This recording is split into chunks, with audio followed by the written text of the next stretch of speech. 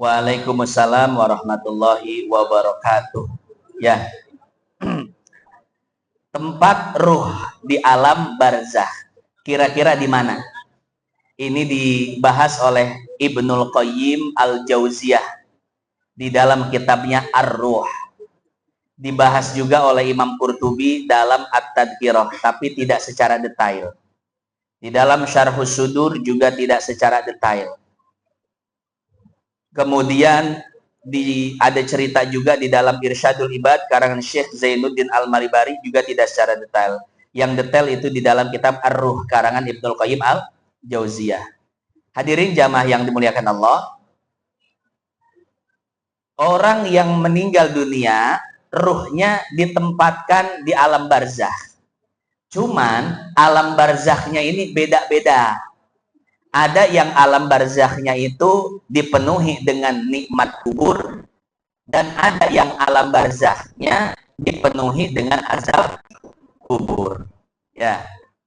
Yang kalau dirinci seperti ini. Ruh para nabi itu berada di satu tempat yang bernama A'lal Illiyin. Tempat paling indah.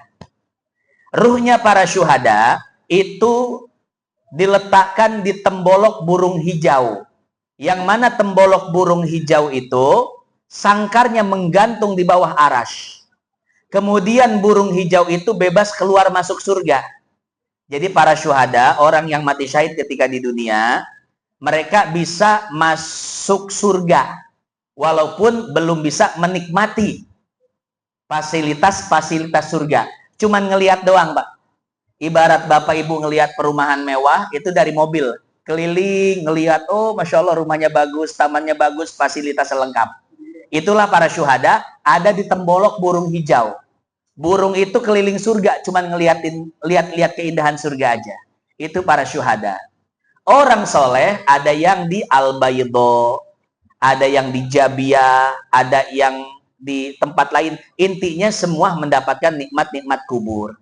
Dan mereka bisa saling mendatangi, saling mengunjungi. Ya. Nah, itu orang-orang soleh penikmat kubur. Ada lagi orang kafir atau orang Islam yang amal solehnya sedikit. Nah, ini ada yang di Sijin, ada yang di tempat-tempat yang lainnya, yang mana tempat itu dihiasi dengan azab kubur. Ya. Nah, di dalam Sahih Bukhari itu, ketika orang meninggal dunia, dan itu orang soleh, ditempatkan di tempat yang sangat indah, entah di Baido dan lain sebagainya. Nanti orang soleh itu akan menunggu teman-temannya, keluarganya, sahabatnya. Setiap kali ruhnya datang, itu seperti datang dari haji. Ini di riwayat disebutkan seperti itu ya. Seperti datang dari haji, disambut oleh ruh-ruh yang telah ada di sana. Dipersilakan duduk, cerita-cerita di dunia bagaimana, kabar terupdate gimana, Jokowi gimana, Prabowo gimana, Gibran bagaimana, begitu. Bahkan di riwayat disebutkan sampai-sampai ruh ini bertanya tentang kucing yang ada di rumahnya. Itu kucing Anggora, saya mati atau masih hidup tuh setelah saya tinggal mati. Sampai bertanya seperti itu, anak saya sudah menikah belum?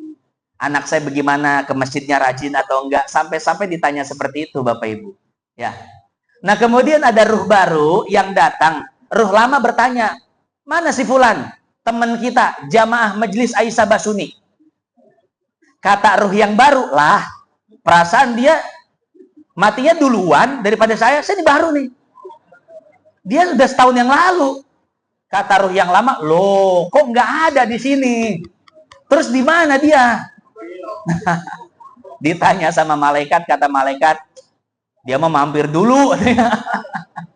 Di Sijin, di gerbang pintu neraka. Pengen survei apa-apa itu ya. Jadi kisahnya seperti itu ya. Kemudian walaupun jasadnya dikubur berdampingan, tapi ruhnya belum tentu ketemu di alam barzah, Pak. Karena yang menentukan alam barzah, nikmat kubur, azab kubur, itu kualitas amal. Bukan dekat dan jauhnya jasad yang dikuburkan.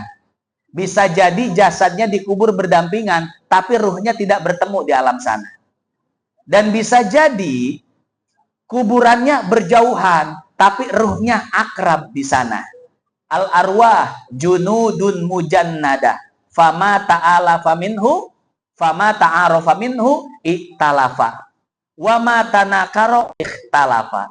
Jadi ruh itu seperti pasukan yang berbaris, kalau satu server, satu circle kesolehannya sama, ketemu, Pak. Tapi kalau seandainya beda apa namanya, beda server. Yang ini soleh, yang ini nggak soleh. Walaupun berdampingan di kuburnya, di sana tidak akan bersama.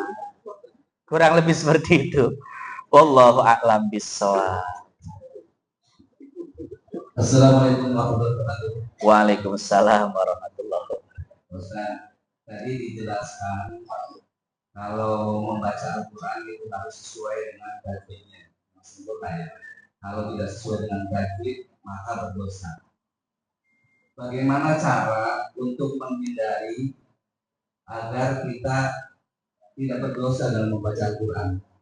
Khususnya saya membaca Al-Quran belum bisa sempurna untuk tajwidnya atau makhluk. Gimana caranya agar terhindar dari dosa? Sedangkan pengen membaca Al-Quran. Itu saja.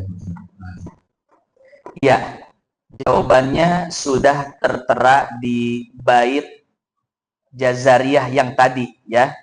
Wal akhdhu bit tajwidi hatmun lazimu man lam yujawwidil qur'ana asimu li annahu bihil ilahu anzala wa hakada minhu ilaina wasala. Bagaimana agar tidak dosa? Agar tidak dosa, kuncinya belajar terlebih dahulu. Setelah belajar, kemudian ada sedikit kesalahan, itu adalah kesalahan yang dimaklum. Jadi orang salah itu wajar ya. Cuman nanti dilihat kesalahannya. Apakah kesalahannya itu setelah dia menjalani proses belajar atau tidak?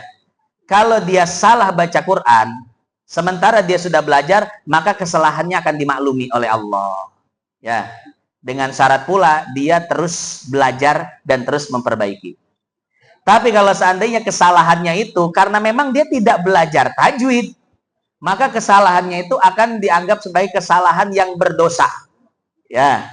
Wa kullu man bi ghairi ilmin ya'malu a'maluhu mardudatun la tuqbalu. Beramal tanpa ilmu, amalnya tidak diterima. Baca Quran tanpa ilmu bisa jadi dosa. Ya. Nah, maka kuncinya satu apa? Yaitu belajar terlebih dahulu. Setelah belajar masih ada kesalahan, itu akan dimaklumi oleh Allah. Bahkan dalam Sahih Bukhari disebutkan, man qara al-Qur'an wa huwa mahirun bih fa huwa ma'as safaratil kiramil bararah. Barang siapa yang baca Quran dan dia mahir membacanya, tajwidnya, makhrajul hurufnya, semuanya benar. Karena apa? Karena belajar. Maka kata Nabi, fa huwa ma'as safaratil kiramil bararah. Pahalanya enggak nanggung-nanggung. Orang ini akan disetarakan dengan derajat Jibril alaihissalam. Ini luar biasa, Bu. Tapi sebaliknya, enggak sebaliknya. Yang kedua kata Nabi, waman qara'al Qur'an wa yatata'ta. Dan barang siapa yang membaca Quran tapi masih terbata-bata karena baru belajar. Proses ya asin. Ya asin. Yang dibaca bukan Arabnya, Latinnya, ya asin. Ini dosa nih kalau begini nih, nggak belajar nih. Ya, alif, la, amim.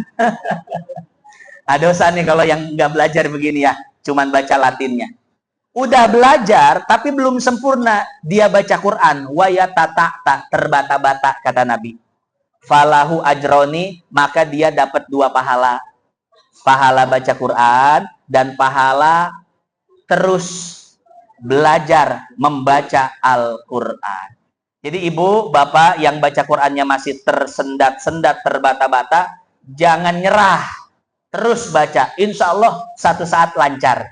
Amin ya robbal alamin. Itu saja. Wallahu a'lam. Assalamualaikum warahmatullahi wabarakatuh. Waalaikumsalam warahmatullahi wabarakatuh. Ini warisan ya. Jadi perlu dibagikan untuk menceritakan Allah dan taat yang baik. Ini kan sebagian besar kita sudah kehilangan orang tua. Itu misalnya orang tua kita, bapak kita meninggal. Kemudian ada anggota anaknya itu yang meninggal. Dan kemudian disuruh oleh bunga. Ini kadang-kadang hak warisnya pada waktu bapak meninggal itu tidak dibagikan. Lalu ada anak yang meninggal. Saya pernah dengar ketika ibunya meninggal baru akan dibagikan, dan si anak yang meninggal ini cucunya artinya tidak mendapat hak. Itu gimana Pak?